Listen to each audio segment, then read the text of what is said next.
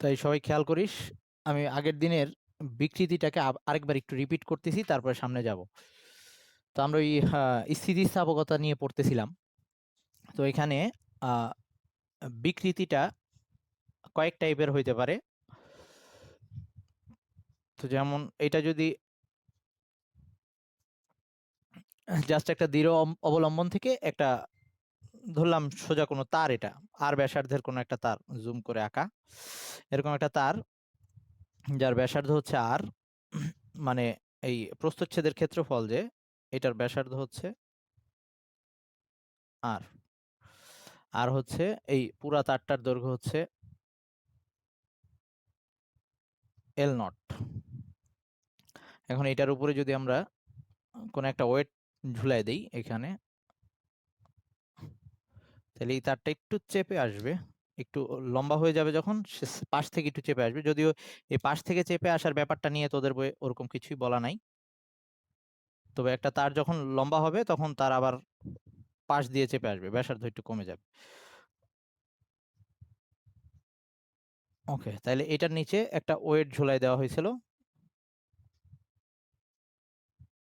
ওয়েটটা হচ্ছে ডাব্লিউ।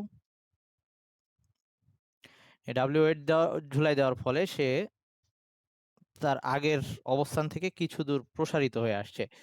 তার নতুন দৈর্ঘ্য এটা যদি এল হয়, তাহলে তার প্রসারিত হওয়া অংশের দৈর্ঘ্যটা হচ্ছে, এটুককে আমরা ডেল এল দিয়ে দেখাইতে পারি, যেটাকে আমরা এভাবে লিখতে পারি যে ডেল এল ইকুয়ালস টু হচ্ছে এল মাইনাস এল নট, এভাবে লিখতে পারি। এই ডেল এল সমান সমান আমরা এল মাইনাস এল নট লিখতে পারি। আচ্ছা, তো যদি ডেল এল এর মান পজিটিভ হয়, তার মানে হচ্ছে প্রসারিত হয়েছে, আর যদি ডেল এল এর মান নেগেটিভ হয়, তার মানে সংকুচিত হয়েছে। তো সংকোচন প্রসারণ বলতে আমরা এই বৃদ্ধির ক্ষেত্রে অবশ্য মাঝে মাঝে ওই চিহ্ন বাদ দিয়ে সবসময় পজিটিভ মানই আনা হয়, মানে সংকোচন হয়ে গেলে আদি থেকে শেষটা বিয়োগ দেওয়া হয়, এরকম করা হয়। তবে এটাও করা যেতে পারে যে সবসময় আমরা শেষ থেকে যদি আদি বিয়োগ দিই, যদি সেই ডিফারেন্সের মান নেগেটিভ আসে, তার মানে বোঝাচ্ছে সেটা সংকুচিত হয়েছে, ডিফারেন্সের মান যদি পজিটিভ আসে, তার মানে সেটা প্রসারিত হয়েছে। তো এইখানে বিকৃতি বলতে আমরা যেটা বুঝছিলাম, তো এই ক্ষেত্রে দৈর্ঘ্যের বিকৃতি ঘটছে, তার মানে এটাকে আমরা দৈর্ঘ্য বিকৃতি বলবো,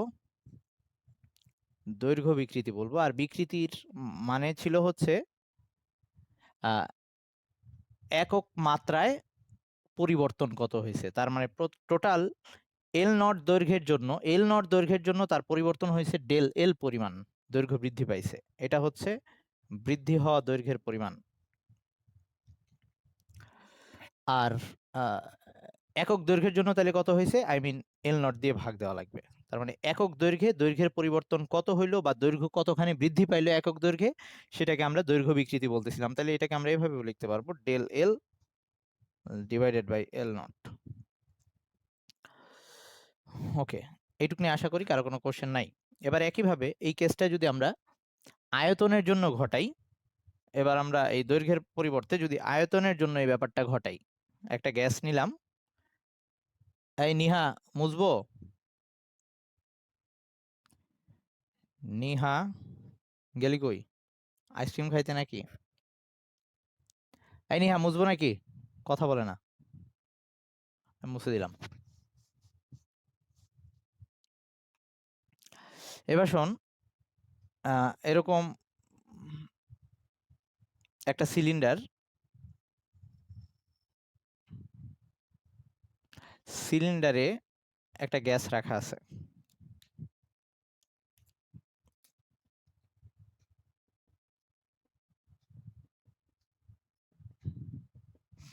এটা হচ্ছে নর্মাল অবস্থায়। তো নর্মাল অবস্থায় এর উপরে বাতাস চাপ দিচ্ছিল, তো বাতাস চাপ দিয়ে এই অবস্থা ছিল আর কি। তো এইখানে পুরো সিলিন্ডারটার আয়তন বুঝাচ্ছি, এটা কিন্তু দৈর্ঘ্য না, আমি আয়তন বুঝাচ্ছি এটা দিয়ে, যে তার আদি আয়তনটা ছিল ভি নট। এবার তার শেষ আয়তনটা কত হয়েছে সেটা যদি, মানে এটার উপরে ওয়েট বসাই দেওয়া হয়েছে। এবার ওয়েট বসানোর ফলে সিলিন্ডারের পিস্টনটা একটু নিচের দিকে নেমে আসছে, আই মিন এরকম কাহিনী হয়েছে, এটা এখানে ছিল, একটু নিচে নেমে আসছে। এখানে চলে আসছে, এর উপরে ওয়েট বসাই দেওয়া হয়েছে।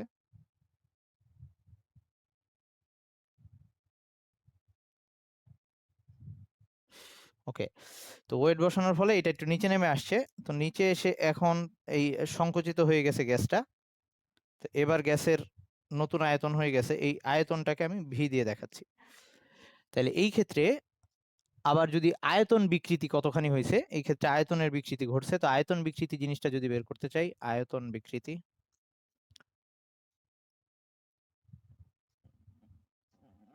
আয়তন বিকৃতি সেটা কত আসতেছে? তো এই যে বললাম এখানে দুই ভাবে করা যায়। যদি আমি মাইনাস চিহ্নটা বিবেচনা না করতে চাই, তাহলে এই বড় থেকে ছোটটা বিয়োগ দিব, এভাবে করতে পারি। অথবা আমরা যে ক্ষেত্রে এখানে দৈর্ঘ্যের সংকোচন ঘটছে, আমি আবারও ডেল ভি লিখলাম, মানে শেষ আয়তন থেকে আদি আয়তন বিয়োগ দিচ্ছি। শেষ আয়তন থেকে আদি আয়তন বিয়োগ দিলাম। আর একক আয়তনের মধ্যে একক আয়তনে কতখানি আয়তনের সংকোচন হইলো, একক আয়তনে কতখানি আয়তনের সংকোচন হইলো বা পরিবর্তন হইলো। তাহলে শেষ আয়তন থেকে আদি আয়তন বিয়োগ দিচ্ছি, আর নিচে হচ্ছে আদি আয়তন। তার মানে কতখানি সংকোচন হয়েছে, আয়তন সংকোচন ডিভাইডেড বাই আদি আয়তন, এটা হচ্ছে আয়তন বিকৃতি। তো এই ক্ষেত্রে এটাকে এভাবেও লেখা যায়, del V divided by V nought. এবং এই ক্ষেত্রে ডেল ভিটা মাইনাস আসবে, মাইনাস দিয়ে বুঝাবে, এই ডেল ভিটা মাইনাস আসবে, এই মাইনাস সাইন দিয়ে বুঝাবে সংকোচন, এই মাইনাস দিয়ে সংকোচন বোঝাচ্ছে। ওকে, যদি প্রসারিত হইতো তাহলে পজিটিভ আসতো। তো তবে বেশিরভাগ ক্ষেত্রে আমাদের অঙ্কগুলা ওই সংকোচনের জন্যই দিবে, যে গ্যাসের উপর চাপ প্রয়োগ করার সংকোচন করা হয়েছে এরকম দিবে। তো সেই ক্ষেত্রে আমরা এটাকে, এই ডেল ভিটাকে মাইনাস আকারে না লিখে শুধু মান নিয়ে পজিটিভ আকারে লিখতে পারি, কোনো সমস্যা নাই। এটা যেন কনফিউশন না হয়, মানে আমরা ওই বড়টা থেকে, আই মিন ভি নট থেকে ভি বাদ দিয়েও ডেল ভিটাকে লিখতে পারবো এই ক্ষেত্রে। আর বলছিলাম বিকৃতির কোনো একক নাই, কারণ বিকৃতি হচ্ছে একই জাতীয় দুইটা রাশির অনুপাত। ওইখানে উপরে ছিল, এই দৈর্ঘ্যের ক্ষেত্রে উপরেও দৈর্ঘ্য ছিল, নিচেও দৈর্ঘ্য ছিল, এজন্য কাটাকাটি গিয়ে কোনো একক ছিল না। এখানে উপরে আয়তন, নিচেও আয়তন। আচ্ছা, আমি মিটিংটা এন্ড দিয়ে আবার শুরু করতেছি, টাইম নাই আর বেশি। ওকে, শুরু করলাম। আচ্ছা শোন, তাইলে হ্যাঁ ভাই, অন করছি ভাই। আচ্ছা, তো বিকৃতির কোনো একক ছিল না, কারণ একই জাতীয় দুইটা রাশির অনুপাত ছিল। তো এখন আমরা এই যে একটা বস্তুকে বিকৃত করতে গেলাম, ধর এখানে দৈর্ঘ্য চেঞ্জ করলাম, এইখানে আয়তন চেঞ্জ করলাম, ক্ষেত্রফলও চেঞ্জ করতে পারি, ক্ষেত্রফল বিকৃতিও আছে। আচ্ছা, তো এখন এই যে তার বিকৃতি ঘটাইতে গিয়ে আমাকে বাইরে থেকে বল দিতে হয়েছে। যেমন এখানে বলটা কিভাবে দিছি, একটা ওজন ঝুলিয়ে দিছি, ওজন দিয়ে বল দিছি, অথবা আমি টান দিয়েও সেটা করতে পারতাম, বা একটা স্প্রিংকে টান দিয়েও সেটা করা যেত। তো একটা বল দিতে হচ্ছে, আমি যেটা বাইরে থেকে দিচ্ছি এটা হচ্ছে প্রযুক্ত বল। আর আমি যখন একটা বস্তুকে টান দিয়ে বিকৃত করতে চাবো, অথবা চাপ দিয়ে বিকৃত করতে চাবো, তখন ওই বস্তুটা তার এই বিকৃতিটা প্রতিরোধ করার চেষ্টা করবে, মানে সে চাবে আগের অবস্থায় ফিরে যেতে। সেটা প্রথম দিন বলছিলাম যে স্থিতিস্থাপক বস্তুর সংজ্ঞাটাই এরকম ছিল, সে বাধা, মানে বলটা সরাই নিলে আবার আগের অবস্থায় ফিরে আসতে পারবে। তার মানে সে, আমি যতক্ষণ তাকে বল দিচ্ছি, সে তার বিপরীত দিকে একটা প্রতিক্রিয়া বল দিচ্ছে। তার মানে এখানে আমি যে বলটা, আই মিন ওজন যেটা ঝুলাই দিছি, সেটা হচ্ছে প্রযুক্ত বল। এখানে নিচের দিকে যেটা কাজ করতেছে সেটাকে আমি প্রযুক্ত বল বলি, প্রযুক্ত বল হিসেবে লিখলাম। আর এই প্রযুক্ত বল দেওয়ার কারণে এই তারটা তার ভিতর থেকে একটা মানে আগের অবস্থায় ফিরে যাওয়ার জন্য একটা বল দিচ্ছে। তার মানে আগের অবস্থায় ফিরে যাওয়া মানে সে এইখানে চলে আসতে যাচ্ছে, তার মানে উপরের দিকে সে একটা বল দিচ্ছে। তার বলটা হচ্ছে, সেটা তার ভিতরে হচ্ছে, এই ভিতরের বলটা হচ্ছে বিকৃতি প্রতিরোধকারী বল, বিকৃতি প্রতিরোধকারী বল,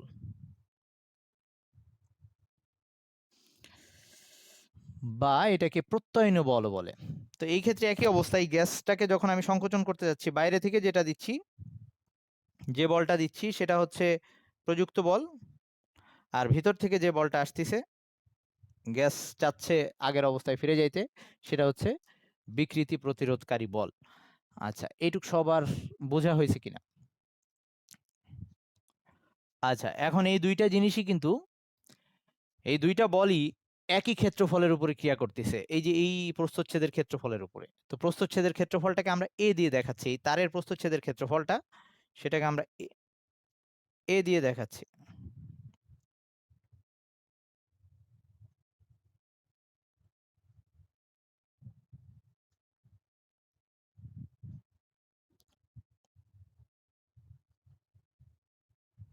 আচ্ছা, বলতেছি। কোনো একটা বস্তুকে যখন আমরা আকার বিকৃতি করার চেষ্টা করব, সেটা দৈর্ঘ্য হোক, ক্ষেত্রফল হোক বা আয়তন হোক, আমি ওর উপরে যে বল প্রয়োগ করব, সে তার আগের অবস্থাটা বজায় রাখার জন্য আমার বলের বিপরীত দিকে আরেকটা বল দিবে, মানে প্রতিক্রিয়া বল। তা আমি যে বলটা দিয়ে ওকে বিকৃত করার চেষ্টা করব, সে সেটাকে বাধা দেওয়ার চেষ্টা করবে। ওই যে বলছিলাম যে কাপড়ের পানি নিংড়ানোর সময় আমরা হাতে যে কারণে ব্যথা পাই, তো বা স্প্রিং টানার সময় স্প্রিংও ভিতর দিকে একটা টান দিচ্ছে, তো ওই টানটা হচ্ছে বিকৃতি প্রতিরোধকারী বল। তা আমি বাইরে যে বলটা দিব, ও তার সমান এবং বিপরীত মুখে একটা বল দিবে, সেটা হচ্ছে বিকৃতি প্রতিরোধকারী বল। এবং দুইটা বল একই ক্ষেত্রফলের উপরে কাজ করতেছে। আই মিন এই প্রস্থচ্ছেদের ক্ষেত্রফলের উপরই আমি বল দিচ্ছি, আবার ও ওই বলটাও এই ক্ষেত্রফলের উপরে বিপরীত দিকে। তাইলে এইখানে যেহেতু বলও আছে ক্ষেত্রফলও আছে, তার মানে এখানে একটা চাপ আছে। এখানে যেহেতু বলও আছে এবং ক্ষেত্রফলও আছে, এখানে একটা চাপ আছে। এখন আমরা এটাকে, যেহেতু এখানে দুইটা টাইপের বল, একটা হচ্ছে প্রযুক্ত বল আর একটা হচ্ছে বিকৃতি প্রতিরোধকারী বল, এবং দুই ক্ষেত্রেই দুইটা বল আছে এবং তার মানে চাপও এখানে আছে, কিন্তু চাপটা দুইটা বলের কারণে হচ্ছে। তো এই চাপটাকে আমরা দুইভাবে সংজ্ঞায়িত করছি। একটা হচ্ছে যে চাপটা আমার বলের কারণে হচ্ছে, মানে এখানে যেমন ওজনের কারণে হচ্ছে, এইটাকে বলতেছি আমরা জাস্ট চাপ। এটাকে আমরা চাপ দিয়ে বলতেছি। তার মানে এই ক্ষেত্রে চাপটা হবে, এই বলটাকে আমি এফ দিয়েও দেখাইতে পারি, হ্যাঁ, ওজনটাকে এফ দিয়েও দেখানো যায়। এই ক্ষেত্রে চাপটা হবে বল বাই ক্ষেত্রফল। ভালো, আরো বেটার ভাবে বললে প্রযুক্ত বল বাই ক্ষেত্রফল, মানে যে বলটা বাইরে থেকে দিছি ডিভাইডেড বাই ক্ষেত্রফল।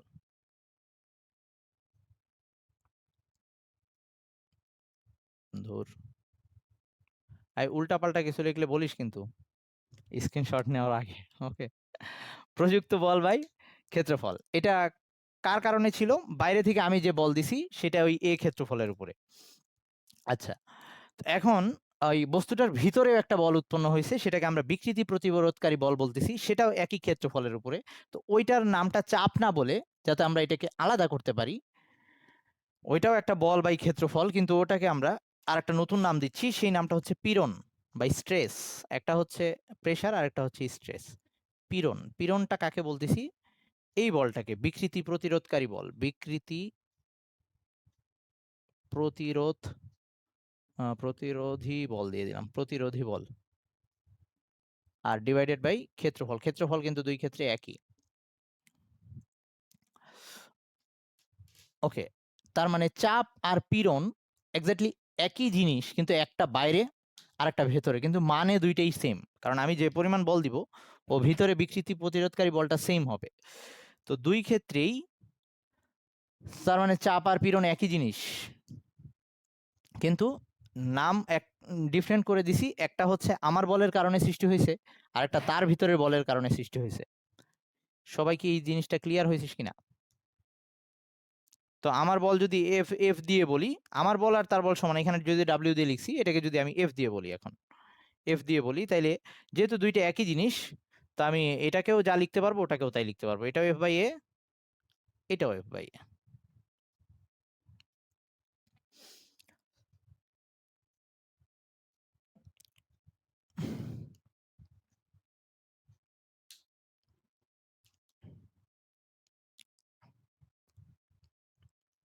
এটুকু সবাই বুঝছিস কি? আচ্ছা, তাইলে এই পীড়নটা আবার দুই টাইপের হইতে পারে। তাইলে পীড়নের ইংলিশ হচ্ছে স্ট্রেস, হ্যাঁ, আর বিকৃতির ইংলিশ হচ্ছে স্ট্রেন। তো এই স্ট্রেসটা দুই টাইপের হইতে পারে। একটা হচ্ছে মানে আর কি দুই টাইপ বলবো না, তিনটা টাইপ অ্যাকচুয়ালি, কিন্তু তোদের এখন দুইটা কেস আঁকছি, তো দুইটাই। একটা হচ্ছে দৈর্ঘ্যের ক্ষেত্রে হইতে পারে, তখন সেটাকে দৈর্ঘ্য পীড়ন বলবো। আর একটা আয়তনের ক্ষেত্রে হইতে পারে, তখন সেটাকে আয়তন পীড়ন বলবো। তাইলে এই ক্ষেত্রে এই দৈর্ঘ্য পীড়ন যেটা, আই মিন এটাকে আমরা দৈর্ঘ্য পীড়ন হিসেবে লিখতে পারি। এটাকে দৈর্ঘ্য পীড়ন হিসেবে লিখতে পারি। পরে আয়তনের জন্য লিখতেছি। এটাকে দৈর্ঘ্য পীড়ন হিসেবে লিখতে পারি। তো এটাকে আরেকটু ডিটেলস ভাবে বললে, তোদের বই যেটা করছে, আমি যেটাকে বিকৃতি প্রতিরোধকারী বল যেটাকে এফ দিয়ে দেখাইছি, সেটা তোদের বইয়ে টি দিয়ে দেখাইছে। তো আমরা এটাকে, মানে এই যে উপরের দিকে এটাকে টান হিসেবে দেখাইছে, তো এটাকে তোদের বইয়ে টি দিয়ে দেখানো আছে।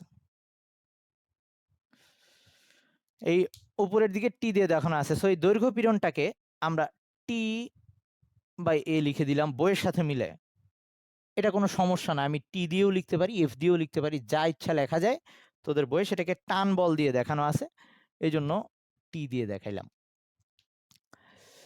এবার আসি, কি দিয়ে দেখাবি?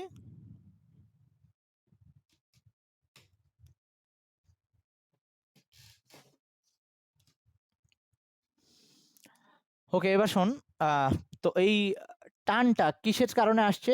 টানটা আসছে তো এই যে ওজনটা ঝুলানোর কারণে, ওজন আর টানটা সমান হবে, তার মানে আমি টি এর জায়গায় ওজনের মানটা বসাই দিতে পারি, এই টি সমান সমান লিখে দিতে পারি mg। কারো কোনো আপত্তি আছে কিনা? এই ওয়েট, এই যে যেটা নিচে ঝুলাই দিছি, এটা হচ্ছে mg। এইটাই, এই বল যা হবে উপরের বলটা সেম এবং বিপরীতমুখী হবে, তার মানে এইখানে টি এর জায়গায় mg, নিচের ভর, ঝুলানো ভরের ওজনটা ঝুলাই লিখে দিলাম আমি। আচ্ছা, আর এ হচ্ছে প্রস্থচ্ছেদের ক্ষেত্রফল। তো এই বৃত্তাকার প্রস্থচ্ছেদের ক্ষেত্রফল, যেহেতু ক্ষেত্রফলটা বৃত্তাকার, তাহলে এটা হবে পাই আর স্কোয়ার। এটা লেখা যায়, এটাকে লেখা যায় পাই আর স্কোয়ার। সবাই এটুকু বুঝছিস কিনা? পাই আর স্কোয়ার, এখানে আরটা হচ্ছে ওই যে তারটা, সেই তারের ব্যাসার্ধ। ওকে, এখন এই জিনিসটা এইটার জন্য লিখবো, এই দৈর্ঘ্য পীড়ন এটা গেল।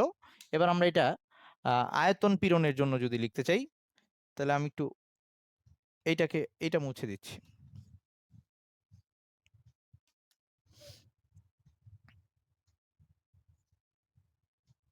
আয়তন পীড়ন, তো এই ক্ষেত্রেও একই ব্যাপার, যে আমরা একটা ওয়েট দিয়ে এটাকে সংকোচন করে ফেলছি, তো সেটা হবে বল বাই ক্ষেত্রফল। তো এই ওয়েট এফ, এইটাকে এফ বল ধরলাম, এফ বল।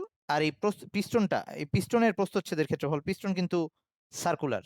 ওকে, তো পিস্টনের প্রস্থচ্ছেদের ক্ষেত্রফল, এইটার প্রস্থচ্ছেদের ক্ষেত্রফল ধরলাম এ। তাহলে এই ক্ষেত্রে চাপটা হবে এফ বাই এ। এখন গ্যাসের ক্ষেত্রে আমরা চাপকে এফ বল বাই ক্ষেত্রফল, এটাকে পুরোপুরি প্রেসার দিয়ে দেখাতে পারি, যে এখানে আমি কত প্রেসার দিচ্ছি। সো এটাকে ডিরেক্ট পি দিয়ে দেখানো যাবে। গ্যাসের ক্ষেত্রে আয়তন পীড়নটাকে আমরা পি দিয়ে প্রকাশ করতে পারি।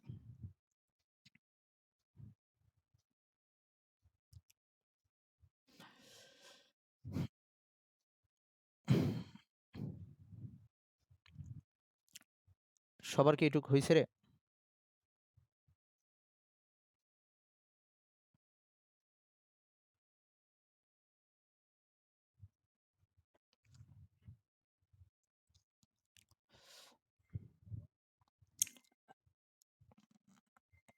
এইটুক এইটুক এইটুক হয়েছে?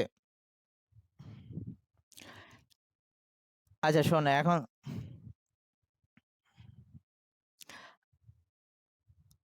আচ্ছা শোন এখন তো, আই পরে পরে পরে একটু পরে আবার ব্রেক দিব, সমস্যা নেই। আচ্ছা, তো এখন চাপ বা পীড়ন, এইটার এককটা কি হবে? ওই চাপের যা একক, পীড়নেরও তাই একক হবে। সো সবগুলা পীড়নের যত লিখলাম আমরা, এগুলার একক হবে ওই চাপের যা একক, তাই আই মিন প্যাসকেল বা newton per metre square. Pascal বা নিউটন পার মিটার স্কোয়ার, সব পীড়নের একক একই হবে। তো এবার আমরা ইসের সূত্রে চলে যাচ্ছি, ওই হুকের সূত্র। সবার এইটুক লেখা হয়েছে কিনা? তো মুছলাম, কোনটা মুছবো? এইটা মুছি।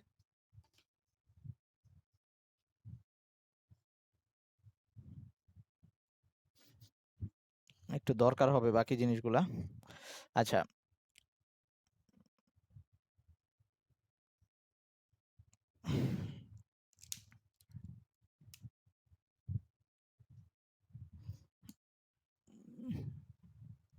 আচ্ছা শোন, এই হুকের সূত্র যেটা, এই হুকের সূত্র এইটা এই স্থিতিস্থাপক সীমার মধ্যে কার্যকরী। আই মিন যতক্ষণ সেই স্থিতিস্থাপক সীমার মধ্যে থাকবে বা স্থিতিস্থাপকতা দেখাবে, পরিপূর্ণভাবে তার আগের অবস্থা ফিরে পাইতে পারবে, ততক্ষণ পর্যন্ত এই সূত্রটা কার্যকরী হবে। সেটা কি? যে আমরা একটা বস্তুকে যত বেশি স্ট্রেস দেব, আই মিন পীড়ন দিব, তার বিকৃতি তত বেশি হবে। তার মানে পীড়ন আর বিকৃতি পরস্পর সমানুপাতিক মানে আমি যত বেশি বল বাইরে থেকে প্রয়োগ করব তার উপরে, তার ভিতরে তত বেশি পীড়ন উৎপন্ন হবে এবং সে তত বেশি বিকৃত হবে। তো এইটাকে আমরা হুকের সূত্রটাকে তাইলে বলতে পারি, অবশ্যই এই কথাটা এখানে বলতে হবে যে স্থিতিস্থাপক সীমার মধ্যে, স্থিতিস্থাপক সীমার মধ্যে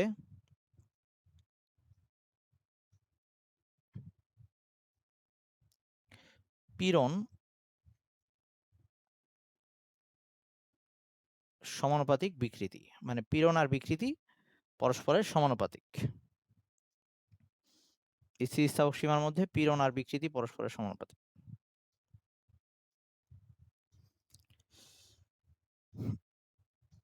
ওকে, এখন এই সূত্রটাকেই আমরা এই যে দুই কেসেই অ্যাপ্লাই করতে পারবো।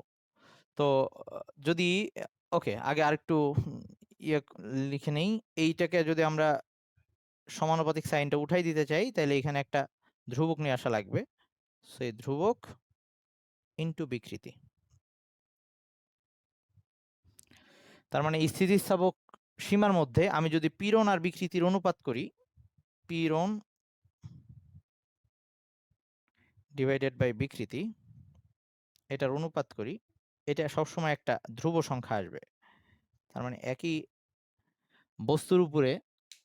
বস্তুর উপরে যদি আমি বিভিন্ন রকম বল প্রয়োগ করতে থাকি, তখন প্রতিবার যে তার বিকৃতিটা হবে স্থিতিস্থাপক সীমার মধ্যে ওই বল আর বিকৃতির অনুপাত যদি ভাগ দেই, প্রতিবার একই সংখ্যা আসতে থাকবে। এইটুক সবাই বুঝছিস কিনা? আচ্ছা, তো এই যে এই ধ্রুবকটা আসছে, এই গুণাঙ্কটাকে বলা হয় স্থিতিস্থাপক গুণাঙ্ক। এই যে একটা স্থিতিস্থাপক বস্তুর স্থিতিস্থাপক সীমার মধ্যে তার পীড়ন আর বিকৃতির অনুপাত যে একটা ধ্রুব সংখ্যা আসতেছে, এটাকে বলা হয় স্থিতিস্থাপক গুণাঙ্ক। তো এটা আবার কয়েকটা টাইপের হইতে পারে। তো আমরা এখানে দুইটা কেস পড়ছি, সো দুইটা টাইপের হইতে পারে, মানে তোদের জন্য। এমনি নর্মালি তিনটা টাইপে লেখা যায়। ওকে, তো একটা হচ্ছে দৈর্ঘ্যের জন্য হয়েছে, পীড়নটা হয়েছে দৈর্ঘ্য পীড়ন আর বিকৃতিটা হয়েছে দৈর্ঘ্য বিকৃতি। এরকম হইলে তখন সেটাকে আমরা ইয়ং এর গুণাঙ্ক বলবো, বিজ্ঞানী ইয়ং এর নাম অনুসারে সেটা ইয়ং এর গুণাঙ্ক। আচ্ছা, তাইলে এটাকে এই সাইডে লিখতেছি। আমাদের দৈর্ঘ্য পীড়ন ছিল এটা,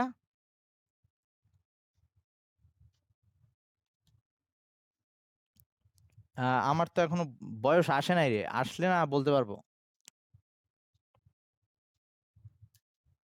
আচ্ছা আচ্ছা, আর একটু বয়স হোক, তারপরে যদি তারপরে আর তাইলে আর একটু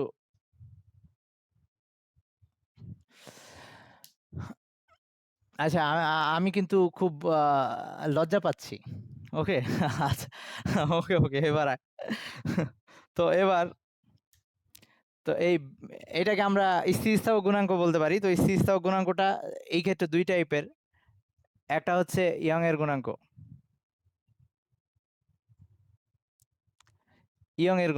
যেটাকে আমরা ওয়াই দিয়ে দেখাই বা ইয়াংস মডুলাস বলে। না, পরে টাইম দিব, পরে টাইম দিব, সমস্যা। ওকে, এই ইয়ং এর গুণাঙ্ক এইটা তার মানে দৈর্ঘ্যের জন্য, তাহলে উপরে আসবে দৈর্ঘ্য পীড়ন,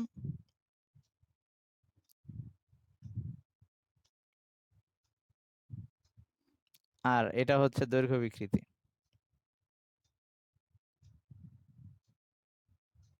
দৈর্ঘ্য পীড়ন ডিভাইডেড বাই দৈর্ঘ্য বিকৃতি, এটা হচ্ছে দৈর্ঘ্যের ক্ষেত্রে। তাইলে দৈর্ঘ্য পীড়নটা কি ছিল? দৈর্ঘ্য পীড়ন আমরা দেখছিলাম যে সেটা এরকম করে লিখছিলাম আমরা, ডেল এল, অথবা ওই যে ওভাবেও লেখা যায় del L by L, L nought, sorry আমরা এল নট দিয়ে লিখছিলাম, del L by divided by L nought. আর দৈর্ঘ্য, সরি উল্টা করে ফেলছি, দৈর্ঘ্য বিকৃতি লিখছিলাম আমরা del L by L nought. আর দৈর্ঘ্য পীড়ন পাইছি এই মাত্রই, সেটা ছিল টি বাই এ, এভাবে লেখা যায়, দৈর্ঘ্য পীড়ন বাই দৈর্ঘ্য বিকৃতি। তো পীড়ন এই মাত্রই যে এখানে লেখা আছে টি বাই এ, আর দৈর্ঘ্য বিকৃতি ছিল del L by L nought. তো এটাকেই আবার আমরা আর একটু গোছায় যদি লিখতে চাই, ওই টি বাই এ এটা সমান সমান আবার লিখছিলাম M G by pi R square. তো আমি এইটুক তোদের লেখা হয়েছে না? আচ্ছা, লেখ শেষ কর।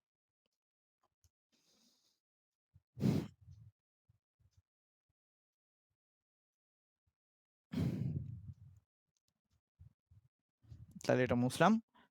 তো মানে এইটুক মুছবো, এইটুক হয়েছে না? হয়তো এইটুকু মুছতেছি। তো এইখানে আবার ওই যে আমরা একটু আগে যেটা বের করে আসছিলাম যে টি এর জায়গায় বসাইছিলাম এমজি, ওভাবে যদি লিখতে চাই তাহলে এটা এরকম আসতেছে, উপরে MG divided by pi R square, আর নিচে হচ্ছে ডেল এল। এই ডেল এল কে কিন্তু এভাবেও লেখা যাবে L minus L nought divided by L nought, এভাবেও লেখা যাবে। ওকে, তো এইটা দিয়ে আমরা ইয়ং এর গুণাঙ্ক, এটা দিয়ে ম্যাথ আসে। তো আমাকে একটু বলতে হবে ইয়ং এর গুণাঙ্কের একক কি হবে। ইয়ং এর গুণাঙ্কের একক কি হবে?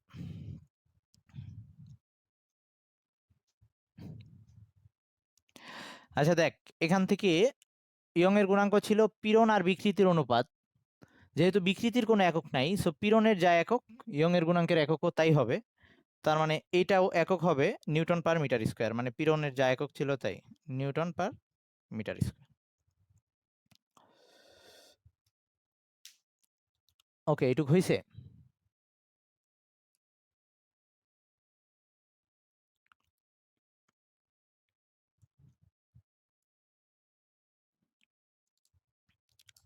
আচ্ছা, এখন যদি হয়,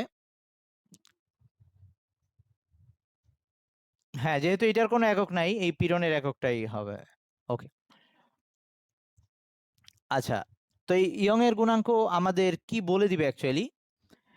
এই ইয়ং এর গুণাঙ্ক দিয়ে আমরা বলে ফেলতে পারবো যে দুইটা বস্তুর অয় এর মান দেখে, এই অয় এর মান যদি আমাদের দেওয়া থাকে, আমরা বলে ফেলতে পারবো কোনটা বেশি স্থিতিস্থাপক, মানে কোনটা বেশি বাধা দিবে, কোনটা তার অবস্থা বজায় রাখার জন্য বেশি চেষ্টা করবে। ওই যে আমরা এইটা থেকে অয়ের মান দেখে আমরা জাজ করতে পারবো। ধর আমাদেরকে বলা হলো যে ইস্পাত আর বা লোহার সাথে রাবারের তুলনা করতে বললো, এই দুইটার মধ্যে কোনটা বেশি স্থিতিস্থাপক হবে, সেটাকে যদি আমরা এই সূত্র দিয়ে জাজ করতে চাই ইয়ং এর গুণাঙ্ক দিয়ে, তো এখান থেকে যদি আসি যে ইয়ং এর গুণাঙ্ক ছিল দুইটা জিনিস, কিন্তু একটা হচ্ছে রাবার আর একটা হচ্ছে ইস্পাত বা লোহা, মানে প্রায় এটা খ নাম্বারে আসে যে ইস্পাত আর রাবারের মধ্যে কোনটা বেশি স্থিতিস্থাপক, কেন ব্যাখ্যা করো। তো আমাদের শুরুটা হবে এরকম যে আমরা দুইটা বস্তুর স্থিতিস্থাপকতার তুলনা করতে গেলে কে বেশি বাধা দিচ্ছে এটার জন্য দুইটার উপরে সমান বল দিব। তার মানে দুইটার উপরে সমান দুইটার মধ্যে একটা রাবারকে ঝুলাবো আর একটা ইস্পাতের দণ্ড বা এরকম তার, সেটা নিয়ে দুইটাকে ঝুলানোর পর ওই দুইটার মধ্যেই আমরা একই পরিমাণ ওয়েট দেব। তার মানে টি এর মান সেম হবে এবং দুইটার প্রস্থচ্ছেদের ক্ষেত্রফলও সেম নিব আমরা। তার মানে এই ক্ষেত্রে পীড়নের মান সেম, দুইটার ক্ষেত্রেই পীড়ন সেম। তো পীড়ন যেহেতু একই, তো আমি একটু এভাবে লিখতেছি জিনিসটা।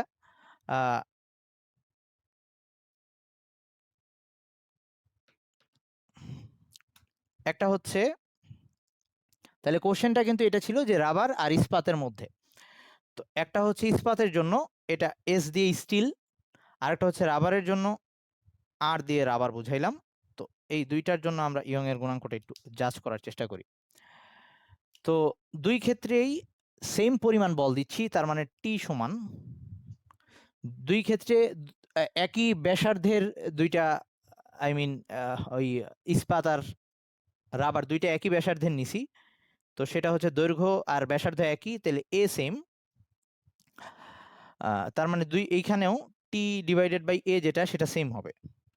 এখন একই দৈর্ঘ্যের নিছিলাম, আদি দৈর্ঘ্য দুইটার সেম, তার মানে এখানে এল নটটাও সেম, এইখানেও এল নটটা সেম। খালি চেঞ্জ যেটা, ইস্পাত একরকম বাড়বে, আর মানে দৈর্ঘ্য বৃদ্ধিটা ডিফারেন্ট হবে। ও একরকম দৈর্ঘ্য বৃদ্ধি পাবে, ও আরেক রকম দৈর্ঘ্য বৃদ্ধি পাবে। আচ্ছা আমাকে একটু বলতো তাহলে কার ক্ষেত্রে দৈর্ঘ্য বৃদ্ধিটা বেশি হবে? আমি এটাকে একটু এইখানে লিখতেছি, কার ক্ষেত্রে দৈর্ঘ্য বৃদ্ধিটা বেশি হবে?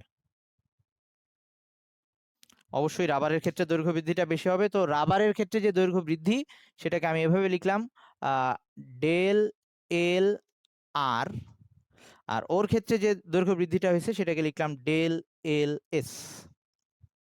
তার মানে এই পুরো সমীকরণটার মধ্যে শুধু ডিফারেন্স হচ্ছে এই ডেল এলটা। আর বাকি সব জিনিস সেম, দুইটার মধ্যেই সেম পরিমাণ বল দেওয়া হয়েছে, দুইটার প্রস্থচ্ছেদের ক্ষেত্রফল সেম, দুইটার দৈর্ঘ্য সেম ছিল। এবার তার দৈর্ঘ্য বৃদ্ধি হিসাব করা হয়েছে। তাইলে তো এখন আমরা যদি তুলনা করি আর কি, আমরা Y S divided by Y R এটাকে যদি ভাগ দিই, Y S divided by Y R, তাইলে ভাগ দিলে উপরে থাকতেছে হচ্ছে ডেল এল আরটা উপরে চলে যাচ্ছে না,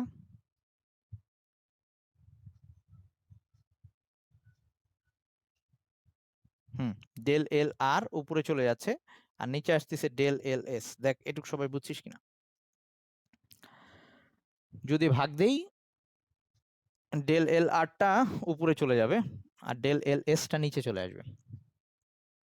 সবার এটুক তোলা হলে বলিস।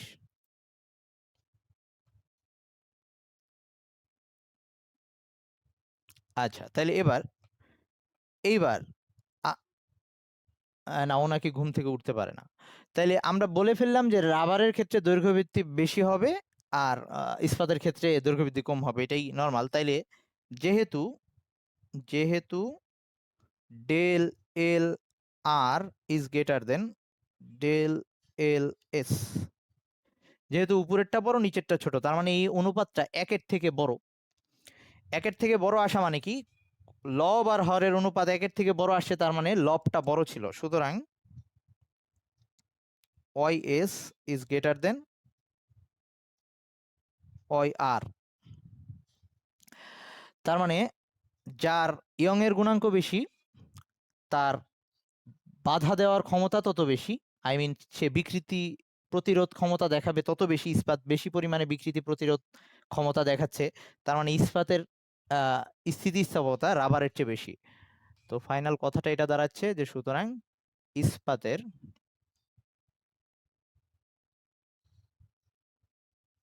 স্থিতিস্থাপকতা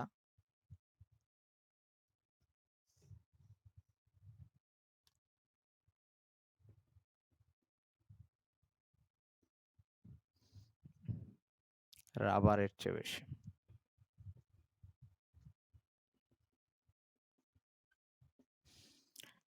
এটা খ নাম্বারে আসে কোশ্চেনটা।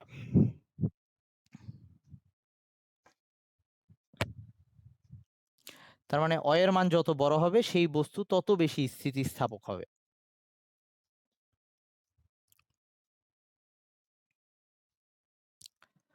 ঠিক আছে, এটুক মুছবো নিহা?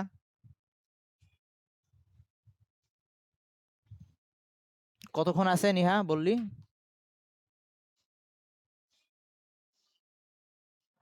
আচ্ছা দাঁড়া, এই আরেকটু পরে শেষ করতেছি, আয়তন পীড়ন আয়তন গুণাঙ্কটা দেখায় শেষ করতেছি। ওকে, এটা গেল ইয়ং এর গুণাঙ্ক। এবার ওই আয়তনের জন্য আমরা যেটা দেখছি সেটা হচ্ছে আয়তন গুণাঙ্ক। তো আয়তন গুণাঙ্ক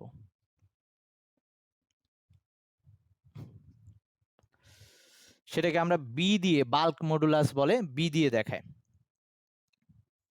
তো এটা কি হবে, উপরে হচ্ছে আয়তন পীড়ন, নিচে হচ্ছে আয়তন বিকৃতি, কারণ পীড়ন আর বিকৃতির অনুপাতই ছিল এই গুণাঙ্কগুলা।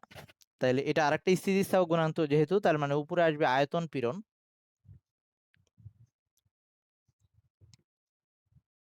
ডিভাইডেড বাই আয়তন বিকৃতি। আগেরটা ছিল দৈর্ঘ্য পীড়ন ডিভাইডেড বাই দৈর্ঘ্য বিকৃতি।